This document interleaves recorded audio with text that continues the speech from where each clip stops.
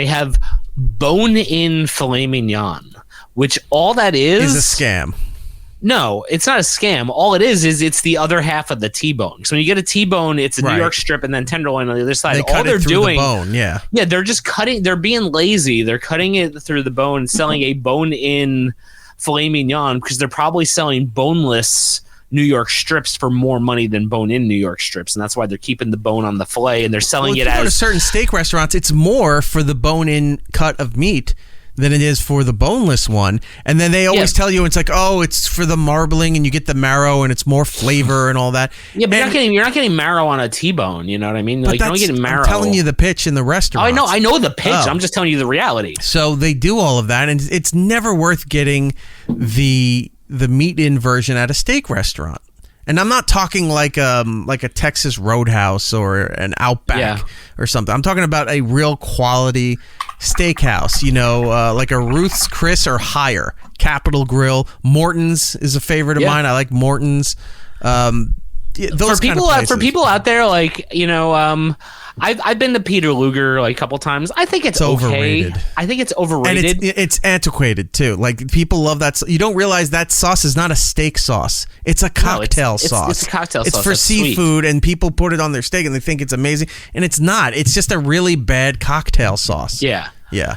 But I will say about Peter Luger's, if you watch the episode of Somebody Feed Phil where he goes to New York City and he goes to Peter Luger's, they bring the entire camera crew into the meat vault in the basement. Right.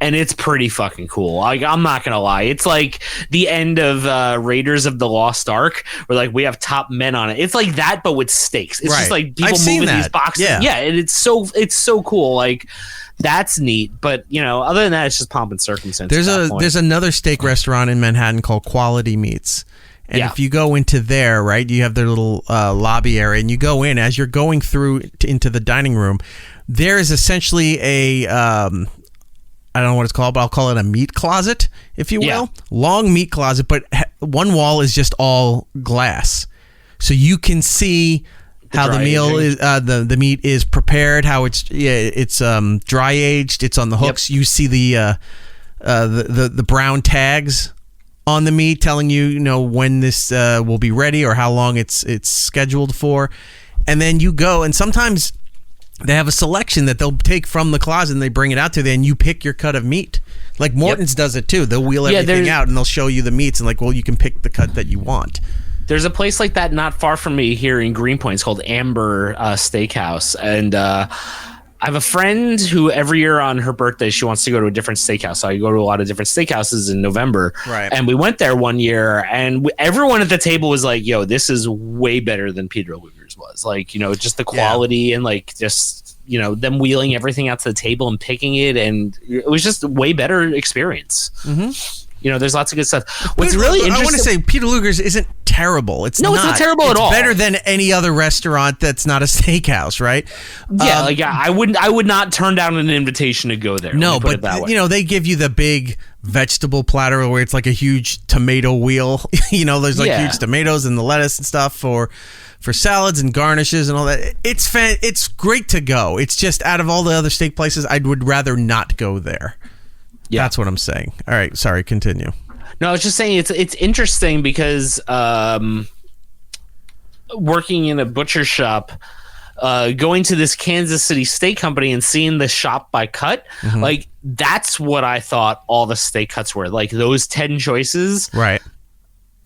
There's so many cuts of steak on a cow. I had no idea. Like I walk into the shop, there's like 40 cuts that we have like on sale all the time. Like just different things where, these people are just like, oh, if we go in here and lift this flap and cut this piece out, this is a different steak. And you're like, I had no idea, and Gittles has a cow laying there on the table, and he's got his cleaver, and he's just going poison, tasty cow. And cuts honestly, piece. I was at the supermarket earlier just because I had to buy some lettuce, and I went by just to look at the meats because it's something that I do now that since I started working at a butcher shop, and they have this stuff there called first cut chuck steak, and it's just like people say, oh, chuck steak, but that's like. That's what people use for like stews and stuff. Yeah, but not even that. Like the chuck is just like this part like around like, the neck. It's a little bit of a tougher meat. Yeah. Sometimes. Like Denver steak's not very tough. And fucking delicious.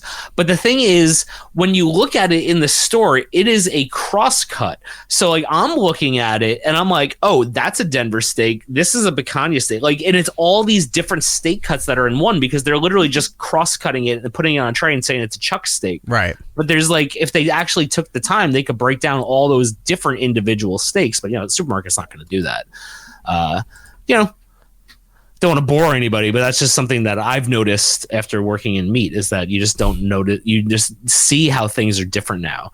And that's why sometimes you'll get like a chuck steak at a supermarket. You'll be like, yeah, some parts of it were good. Some parts of it weren't, because there's some parts of it were really quality steak and some parts were really not quality steak. You know? Well, let me tell you about, I like how you brag, like you're like people in the entertainment do, and it's like, well, when you work in the entertainment industry like I do, like that you just said, it's like, well, when you're a meat man, and it's true. Well, when I started this job, Giddles they all is a meat told me snob now. No, when I started this job, they all told me, they're like, you're not going to be able to look at meat in a supermarket again. And I was just like, whatever. And then, they were 100% right. I go to the supermarket and it's like looking at cartoon food. Like, I don't know how to describe it.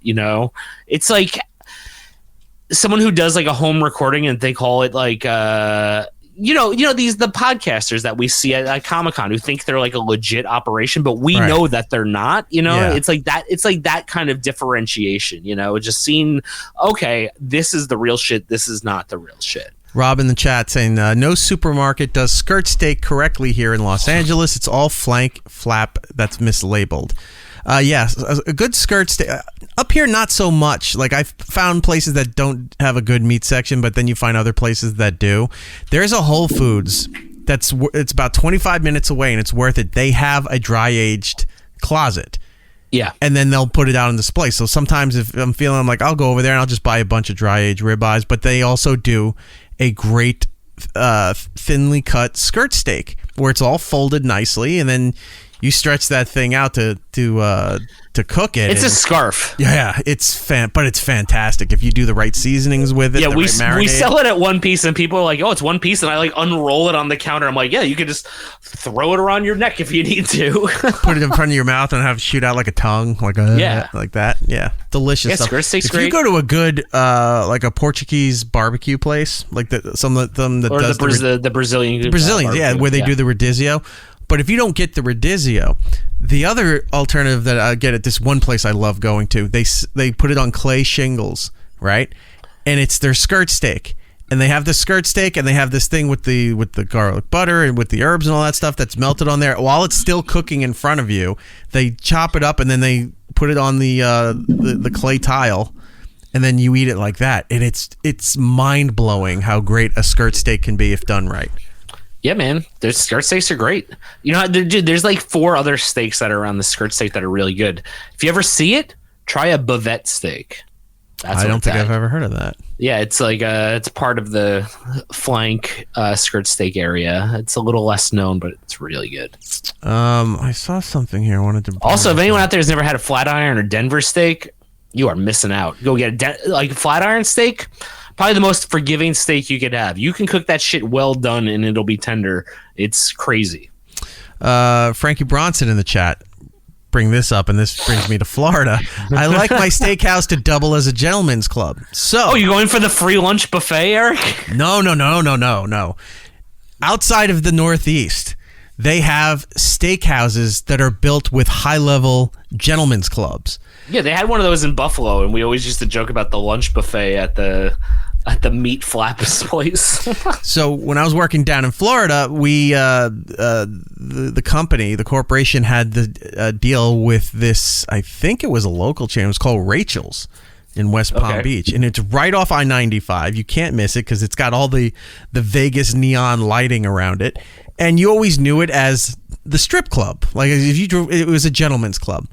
What you didn't realize, or at least I didn't realize till they were doing advertising and stuff down there, that they have this steakhouse. So now you're thinking, if you don't know anything about it, this can't be good. A restaurant with a strip club comes into play where you joke about those shitty buffets that they have on a Sunday for like the Super Bowl. It's horrible, like reheated freezer food while you're getting lap dances and stuff.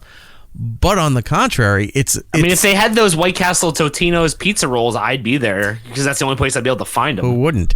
But it's like two buildings together, right? And you're up in this really pretty exquisite steakhouse. But the one wall is just glass, so you get to watch the floor. So while you're eating, it's almost like the Diamond Box at or the Diamond Club, like at Yankee Stadium or not Shea Stadium. What is it now? Citi Field, right? Where you get to eat, and then you have the glass partition where you can watch the field as well, right? That's what it is. So you're getting all this high-level food, expensive stuff, and then you're looking off to your right down the glass, and you're just seeing all the girls dancing and all the creeps out there getting the lap dances that are on the floor. Like, they're not even going to the back rooms. They're doing the ones right there on the floor. You're like, ew, that's kind of gross while you're eating. But some of those, Vegas is known for. She's like, too. Would you like some pepper on it? She turns over and just starts grinding some onto your steak. And yet, and then look, my Caesar salad is covered in black pepper. It doesn't make any sense, and it's probably disgusting. But like Vegas is known for it, like Spearmint Rhino and I forget what the other big gentleman's club is out there, but they have steak restaurants built into it too. It became a thing, and it's not to be poo-pooed. To use a term. Poo-pooed. Right. I'm all for that. If we want to go together, if we want to go to steak and it's a strip club, I'm for it. Not a big strip club guy, but I'm a big steak guy. Their steak places are not bad. They don't partner with garbage for all of that stuff.